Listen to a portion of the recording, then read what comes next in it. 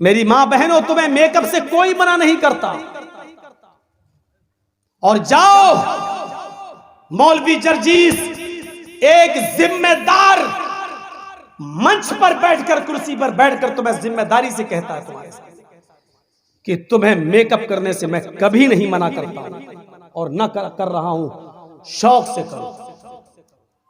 एक चीज की और इजाजत देता हूं, फेयर एंड लवली थोड़ी सी नहीं, पूरी की पूरी निकाल के लगा लो, मैं मना नहीं कर रहा हूं, जायज है तुम्हारे हैं। ये मौलाना क्या कह रहे हैं? हाँ, पाउंड्स की क्रीम पूरी निकाल के लगा लो।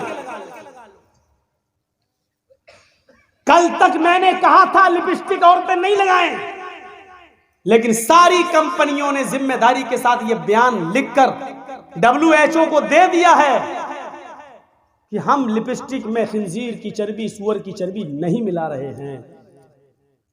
इस बयान के आ जाने के बाद मौलवी जर्जीस अब तुम्हें खुल के इजाजत देता है कि तुम अपने होंठों पर जितनी लिपस्टिक चुपड़ना चाहो चुप लो,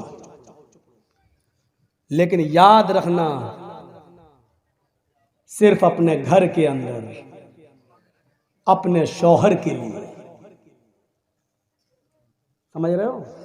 अल्लाह के रसूल ने फरमाया कि मर्द की खुशबू वो है जो उड़ती हो और महकती हो, औरत की खुशबू वो है जिसका रंग दिखाई देता हो लेकिन उसकी खुशबू छिपी हुई हो।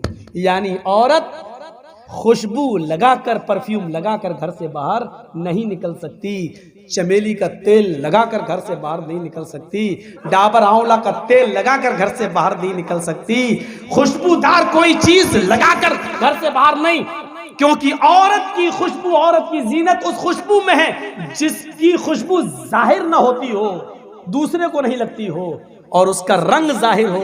लिपस्टिक लगाइए, रंग जाहिर है। क्रीम पाउडर लगाइए, पड़ोस की औरत बता दे कि आज तो बहुत ज्यादा लगी है, तुम तो काली थी, आज तो हेमा मालिनी लग रही हो। कोई हर्ज की बात नहीं है, खूब लगाओ, मैं मना नहीं कर रहा हूं, लेकिन घर के अंदर औरत का की ज़ीनत जाहिर हो जाए, शौहर को उसका रंग जाहिर हो, लिपस्टिक, लेकिन बाहर लगा के नहीं निकल सकती हो। बाहर लगा के निकलोगी तो पता नहीं, लगता है जैसे पता नहीं किस मर्द का खून चूस के आ रही है। बाहर नहीं, शौहर घर में है तो शौहर देख रहा है, ज्यादा से ज्यादा इतना सोचेगा कि मेरा खून चूसा, वो तो जिंदगी भर चूसती हो तुम, आज चूस लिया तो क्या हो गया, कोई मसला नहीं। औरत घर में लिपस्टिक भी लगा सकती है, क्रीम पाउडर भी लगा सकती है, जो चीज नहीं लगा सकती या नहीं कर सकती है वो सिर्फ ये है कि औरत अपने सर के बाल नहीं काट सकती है। इतने भी नहीं, इतने भी नहीं। औरत अगर हज करने के लिए गई है या उम्रा करने के लिए गई है तो हज और उम्रे में खाने काबा का तवाफ करने के बाद, सफा और मरवा की सई करने के बाद, जब वो हलाल होगी और ihram की हालत से निकलेगी, तब वो अपने सर के सारे बाल ऐसे, देखिए ये बाल पीछे है ना, पीछे, तो वो ऐसे ऐसे करके सारे बालों को आगे कर लेगी औरत, ऐसे करके यहाँ आगे, और आगे बाल करके एक उंगल अपने लपेटेगी, ऐसे नीचे से एक उंगल बस यहां तक लिपट जाए, ऐसे करके ये बस इतना, और इस उंगली में जितने भी बाल लिपट जाएंगे उसके पीछे से ऐसे करेंगे, और नीचे से एक उंगल बाल, इतने वहां से उसको काट दिया जाएगा, इतना बस। हज के मैदान में सफा मरवा के चक्कर के बाद भी औरत को एक उंगल से ज्यादा बाल काटने की इजाजत मोहम्मद रसूलुल्लाह ने नहीं दी है। कैसे माँ बाप हो, कैसे सरपरस्त हो जो अपनी बेटियों को ब्यूटी पार्लर पर जाकर खुलेआम आधे आधे सर के बाल काटने की इजाजत दे रहे हो। हराम है औरतों का अपने सर के बालों को काटना। नकली बाल लगाना यह भी हराम है, जिसको हम कह सकते हैं विग, विग विग इस्तेमाल करना भी हराम है। और कुछ मौलाना लोग बाल को काटने की इजाजत देते हैं, क्या कहते हैं अल्लाह के रसूल सल्लल्लाहु अलैहि वसल्लम की बीवियों ने, कुछ बीवियों ने भी अपने सर के बाल कटाए थे, बेशक कटाए थे। मौलवी जर्जीस इस बात को मानता है कि अल्लाह के रसूल सल्लल्लाहु अलैहि वसल्लम की कुछ बीवियों ने अपने सर के बहुत से यानी आधे से ज़्यादा आधे बाल कटाए थे। मैं मानता हूँ इस बात को, हदीस है, सही है, लेकिन आपको यह भी जानना चाहिए कि अल्लाह के रसूल की उन बीवियों ने वो सर के बाल कब कटाए थे। अल्लाह के नबी सल्लल्लाहु अलैहि वसल्लम ने फरमाया कि अल्लाह ताला ने मर्द को दाढ़ी से खूबसूरती दी है और औरत को सर के लंबे बालों से खूबसूरती दी है। औरत की जीनत उसके सर के बाल हैं और मर्द की जीनत दाढ़ी है, दाढ़ी है। तो जो औरत की खूबसूरती हो उसको काटने की इजाजत अल्लाह ताला कैसे दे देगा? नहीं देगा।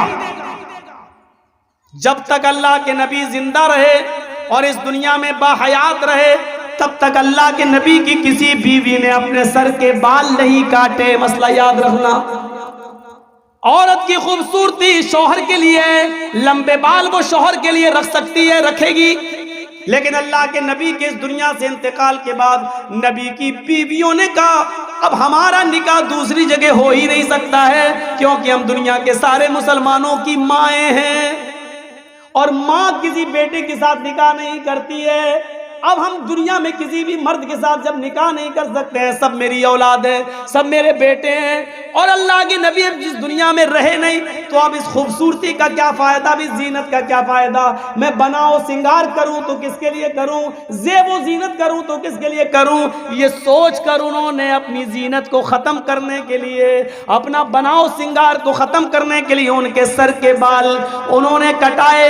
इसी तरीके से आज भी जो औरत शादीशुदा नहीं है या शादी नहीं करना चाह रही है, या उसने इरादा कर लिया कि हम शादी नहीं करेंगे, या जिसका शौहर इंतकाल कर गया है, अब वो किसके लिए बनाओ सिंगार करे, तो वो अपने सर के बाल काट सकती है। ज़ेबो जीनत वो किसी के लिए इख्तियार न करे, वो कर सकती है, लेकिन अगर उसका इरादा ये है अभी नहीं, अभी तो मेरे शौहर का इंतकाल हुआ है, 2-4 साल के बाद मैं दूसरा निकाह कर लूंगी, तो फिर निकाह का इरादा हो तो फिर वो सर के बाल नहीं काट सकती है। औरत के लिए सर के बाल काटना जायज नहीं है, विग लगाना जायज नहीं है, नकली बाल जोड़ना जायज नहीं है। अपने सर के लंबे बालों की चोटी बना सकती है, उसकी चोटी बनाना जायज है, लेकिन माफ कीजिएगा सर के सारे बाल को इकट्ठा करके गोल बनाकर अपने सर पर रख लेना ये जायज नहीं है। घर के अंदर कर सकती है, घर के बाहर जूड़ा बनाकर बाल लपेट कर और इधर इकट्ठा कर लेना, क्लिप लगा लेती है और इतना ऊंचा कर लेती है, लग रहा है जैसे कुतुब मीनार अपने सर पे खड़ी कर दी इसने, या ऐसा लगता है जैसे टिल्लू पंप रख दिया हो मोटर। ये जायज नहीं है। लेकिन हाँ, अपने घर के अंदर है, गर्मी लगती है औरतों को, क्या करें, घर के अंदर ठीक है, शौहर के लिए ठीक है, लेकिन घर के बाहर जा रही है तो फिर वो जूड़ा अपने सर के सारे बाल सर पर एक जगह इकट्ठा करके क्लिप लगा के नहीं जा सकती है। औरत के लिए बजने वाली, खनकने वाली कोई चीज पहनकर घर से बाहर निकलना जायज नहीं है। न वो चूड़ियां पहनकर निकल सकती है, न वो पैरों की पायलों पाजेब पहनकर घर से बाहर निकल सकती है। हाँ, सुन लो मेरी माँ बहनों, ऊंची एड़ी की चप्पल पहनकर भी, ऊंचे हिल की चप्पल पहनकर भी तुम घर से बाहर नहीं निकल सकती हो, तुम्हारे लिए जायज नहीं है, क्योंकि वो भी बचती है। जब तुम ऊंचे हिल की चप्पल पहनकर निकलती हो तो वो सीमेंट की बनी हुई सड़कों पर आवाज करती है, खट खट खट, वो इधर आवाज करती है खट खट खट, उधर नौजवानों के दिल धड़कते हैं धक धक धक। सुनना पड़ेगा, ये बेहयाई तुम्हारी तरफ से आ रही है। बचने वाली कोई भी चीज औरत घर से बाहर पहन कर नहीं निकल सकती है। हाँ, ये वो अहसनत फरजहा, अपनी शर्मगाह की हिफाजत करो, यानी मोटा लिबास पहनो, अच्छा लिबास पहनो, जिस्म का कोई हिस्सा नुमाया नहीं होना चाहिए। और शर्मगाह की हिफाजत, शौहर के अलावा कहीं और नहीं। और चौथी चीज वह अताअत बालहा, और अपने शौहर की इताअत करो, अपने शौहर की फर्मा बरदारी करो, अपने शौहर की इताअत करो, उसमें कमी नहीं होनी चाहिए शौहर की इताअत में।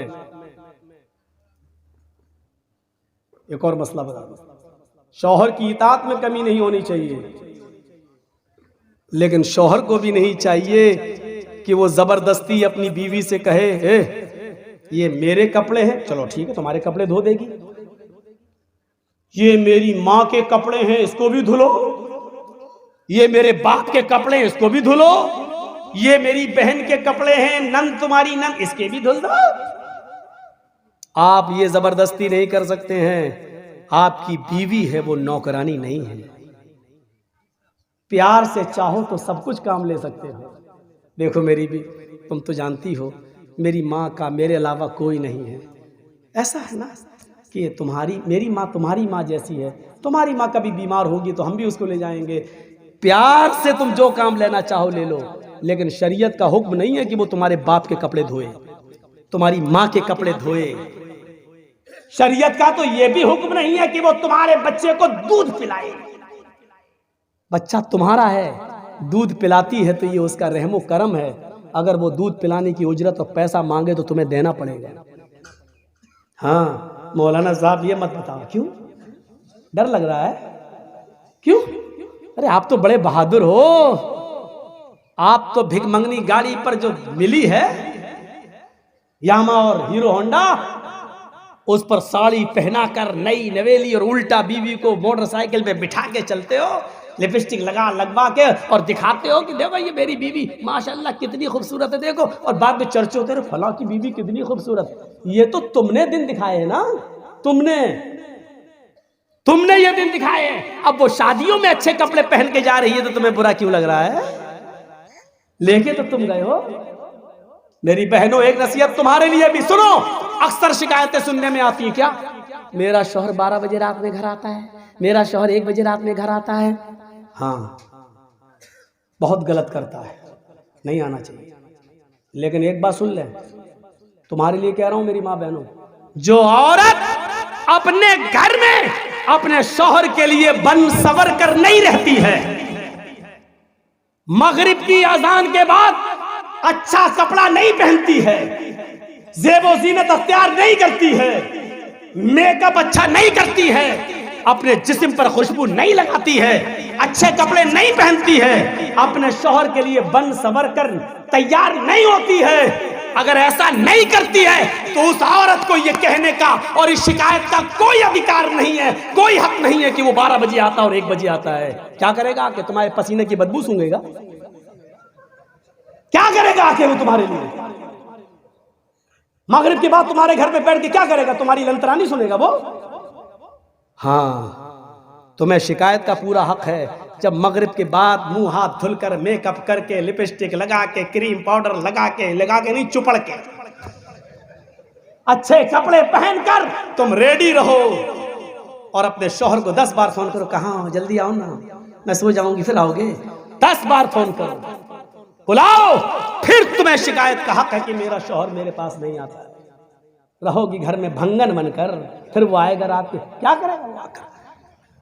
फिर तो वो उसी ऑफिस वाली के पास बैठेगा जिस ऑफिस में उसके साथ काम करता है, क्योंकि वो उसके लिए बंठन कर बैठी हुई है। अगर रात में कोई शौहर 1 और 2 बजे तुम्हारे घर आ रहा है तो इसकी जिम्मेदार भी तुम हो। तुमने कैसे उसको इतनी आज़ादी दी है? तुम्हारे प्यार में कोई कमी ज़रूर है, तुम्हारे मेकअप और ज़ेब और ज़ीनत में कोई कमी ज़रूर रह गई है, वरना वो मगरिब के बाद घर छोड़ के जाता कैसे है समझ में नहीं। इताअत, वरना इतना बड़ा हक, बुरा मत मानिएगा। अल्लाह के नबी सल्लल्लाहु अलैहि वसल्लम ने औरत को इतना हुक्म दिया है कि शौहर की इताअत इतना करेगी कि अगर शौहर अपनी बीवी को अपनी किसी खास ज़रूरत के तहत बुला रहा है, दिन भर ऑफिस में काम करके थका हुआ आया है, उसने शादी इसलिए की है ताकि उसको सुकून हासिल हो, ले तस्कुनू इलैहा, तुम्हारी बीवियां तुम्हारी सुकून का जरिया हैं। जब बीवी से सुकून ही न मिले तो कहाँ जाए वो?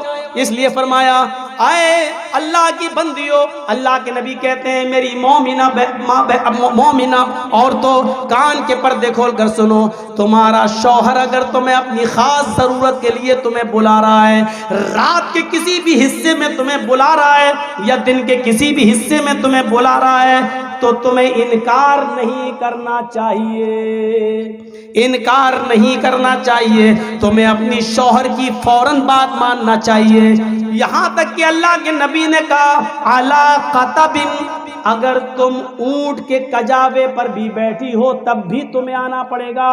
ऊंट का कजावा तुम्हें समझ में नहीं आएगा।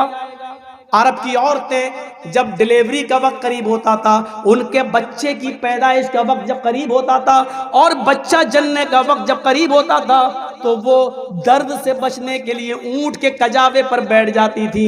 और ऐसा बैठने का मकसद ये था कि बच्चा आसानी के साथ पैदा हो जाए और उनको दर्द ना हो।